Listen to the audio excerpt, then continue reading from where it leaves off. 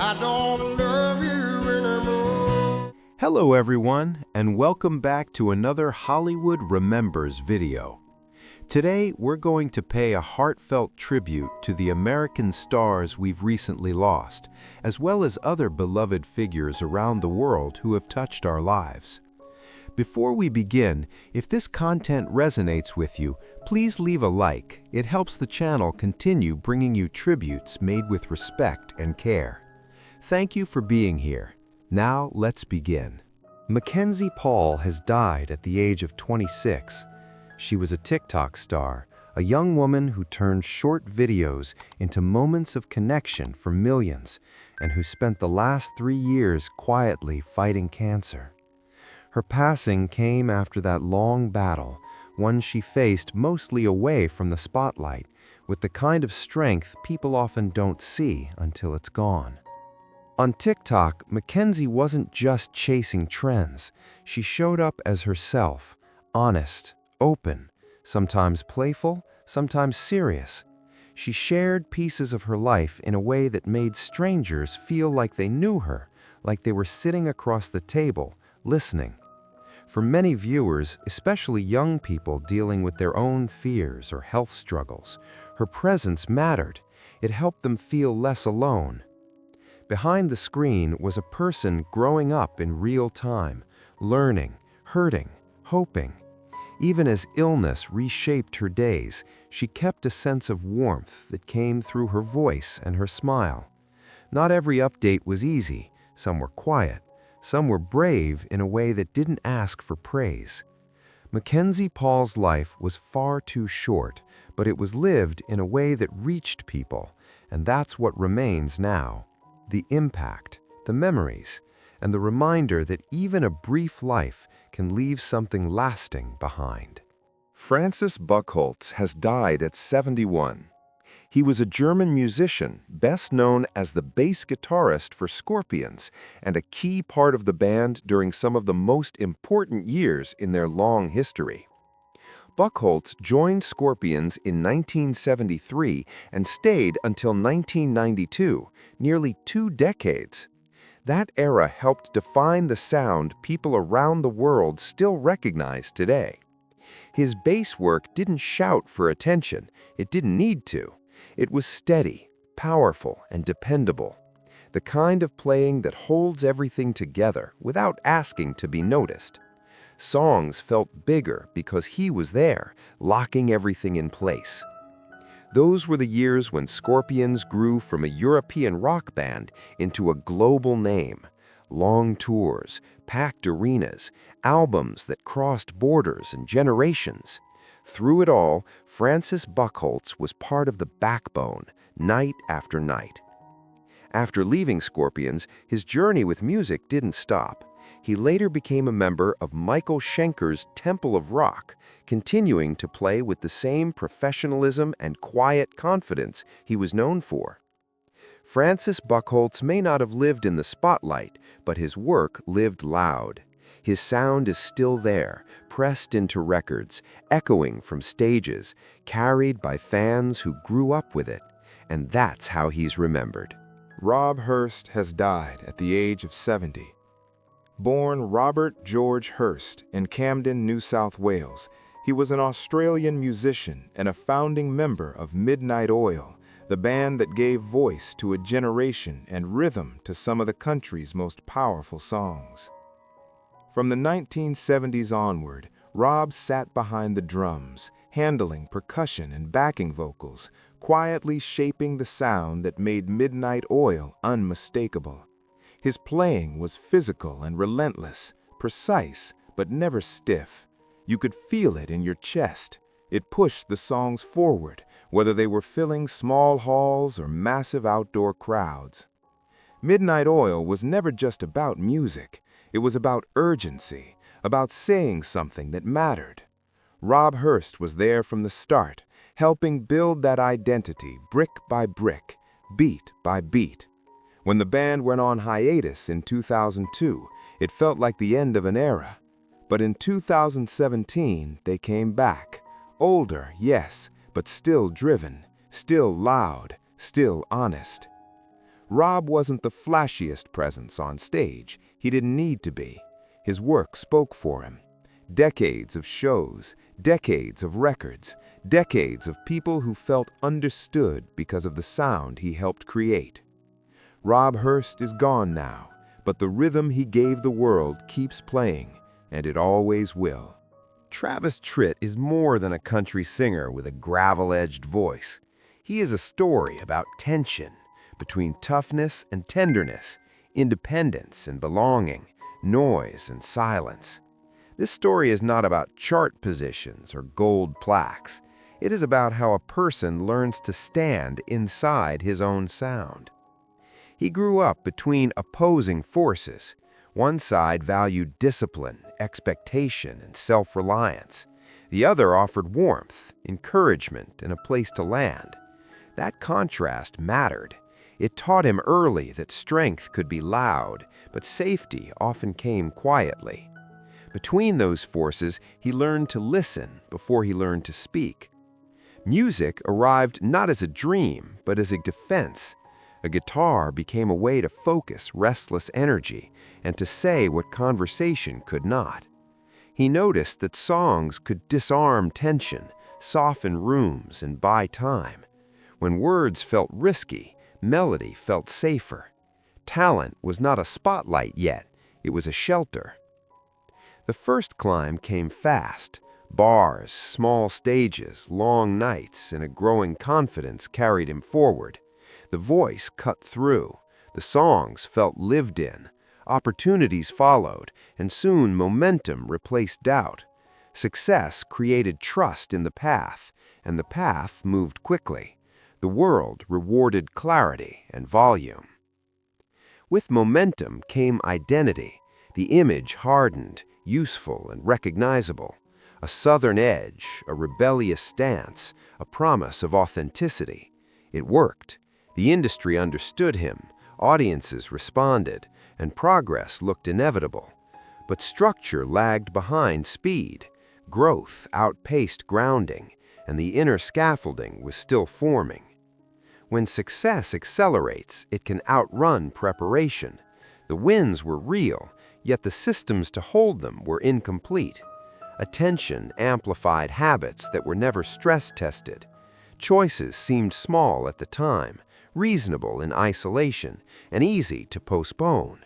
The cost appeared later. This chapter is not about blame, it is about formation.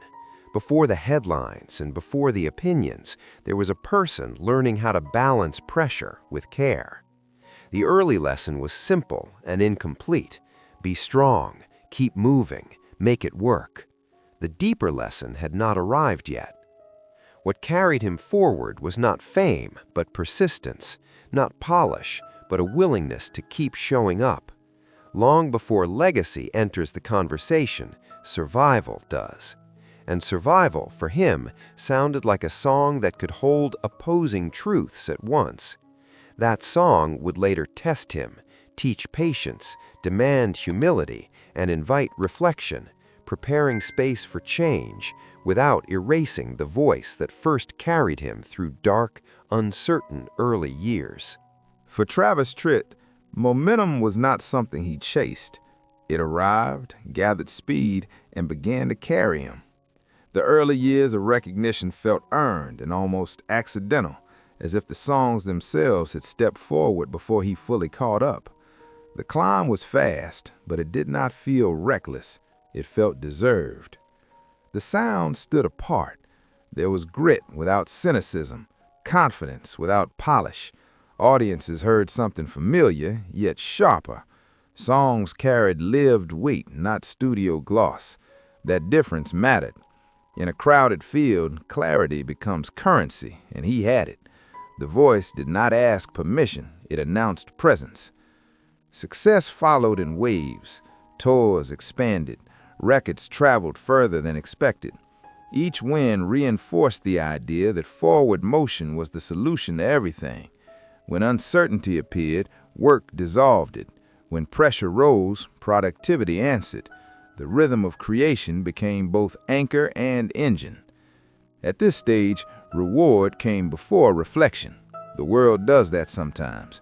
Applause arrived quickly, and with it came validation that drowned quieter questions. Identity hardened into usefulness. He knew what worked, and he delivered it consistently. There was pride in that reliability, and comfort in being understood. But comfort can be deceptive. When everything seems aligned, it becomes easy to confuse movement with stability. The calendar filled, commitment stacked, the pace normalized intensity. There was no obvious breaking point, no single misstep, just an accumulation of expectations that left little room to recalibrate. The structure around the success lagged behind its size. Systems built for survival were asked to support scale. Decisions made for speed were asked to carry longevity. The gap between who he was becoming and who he needed to be widened quietly. No alarm sounded, no collapse announced itself. This phase was not failure, it was proof. Proof that talent could deliver results, and that results alone do not guarantee alignment. The songs kept coming, the stages grew larger, the role felt clear, yet something essential remained unexamined. What mattered most during this period was not the applause, but the belief it reinforced. That belief said, keep going, stay loud, trust the grind. It worked until it didn't answer everything. The question was not whether he could succeed, that had been settled. The question waiting ahead was whether success could be held without losing oneself inside it. Every ascent carries a shadow, not a threat, but a test of balance. For a long time, the climb felt steady enough to ignore it. The reckoning did not arrive with drama. It waited patiently, allowing the surface to shine while the deeper work quietly cued its turn. For Travis Tritt, the shift did not arrive as a crash. It arrived as erosion. Nothing broke publicly, no scandal forced a pause. Instead, the distance between momentum and meaning slowly widened, creating a silence that productivity could no longer fully cover. The pace that once felt empowering began to feel compulsory. Work was still the answer, but the questions had changed. The voice remained strong, the stages familiar, yet the internal calibration drifted. Routine replaced curiosity, commitment replaced choice. The machine ran smoothly while the operator grew tired. Financial pressure entered quietly, the way it often does, not from extravagance alone, but from optimism. Future success was treated as a guarantee rather than a possibility. Structures built for constant ascent struggled when conditions shifted. The issue was not ignorance, but assumption, the belief that momentum would always self-correct. This period was marked by responsibility rather than rebellion. There was no dramatic self-destruction, only the weight of sustaining an image while managing realities that no longer aligned cleanly. The public saw continuity. Behind it, recalculation began. Silence became instructional. When noise fades, patterns surface. Habits once praised now demanded reconsideration. The distance between who he was on stage and who he felt off it became harder to ignore, not as a crisis of identity, but as a signal that something needed adjustment. This was not about regret, it was about inventory. What to keep, what to release, what no longer served the long arc. Growth at this stage required subtraction, not expansion. Fewer assumptions, fewer automatic answers. The industry rarely rewards restraint, yet restraint was necessary. Saying less, doing less, listening more. The pause was not framed as retreat, but it functioned like one, a recalibration disguised as continuity. What emerged was awareness, awareness that resilience is not infinite and that authenticity requires maintenance. The earlier lesson of strength evolved. Strength no longer meant endurance alone. It began to include discernment. The quiet years matter because they reveal the cost of success without reflection. They force a decision between preservation and transformation. For him, the answer was not disappearance, but reorientation. The voice would remain, the posture would change. This chapter sits between eras, not the rise, not the resolution, the space where identity loosens just enough to be examined, where silence stops being empty and starts becoming useful, where the work shifts from output to alignment, setting the conditions for a return that is quieter, steadier, and more intentional. For Travis Tritt, resolution did not arrive as redemption or reinvention. It arrived as refinement. There was no need to erase the past or rewrite the voice. What changed was the relationship to it. The need to prove softened. The urge to arrive gave way to the discipline of staying whole. This stage was defined by redefinition rather than return. Success no longer meant expansion at all costs. It meant coherence, choosing where to stand, choosing when to speak, choosing when silence carried more value than presence. The work became quieter, but not smaller. Legacy entered the frame differently, not as an outcome, but as a responsibility, a reminder that influence continues long after momentum fades. Roles shifted. Artist, mentor, father, student. None replaced the other. They layered. Complexity replaced certainty, and that complexity felt honest. The voice matured without losing its edge. Experience did not polish it smooth, it grounded it. There was less need to impress, more interest in resonance. The audience changed with him, not in size alone, but in attention. Those who listened stayed. What mattered most was alignment. The gap between public and private narrowed, not through performance, but through boundaries. Less explaining, less reacting, more intention. The earlier belief that forward motion solved everything dissolved. Stillness earned respect. This was not withdrawal, it was stewardship of energy, of craft, of time, of self. Choosing longevity over noise required accepting that relevance looks different at different stages. That acceptance became a form of freedom. The journey reframed itself. Talent was never the question. Persistence had already been proven. The final test was integration. Could all the fragments coexist without strain? Could strength and care occupy the same space? The answer unfolded gradually.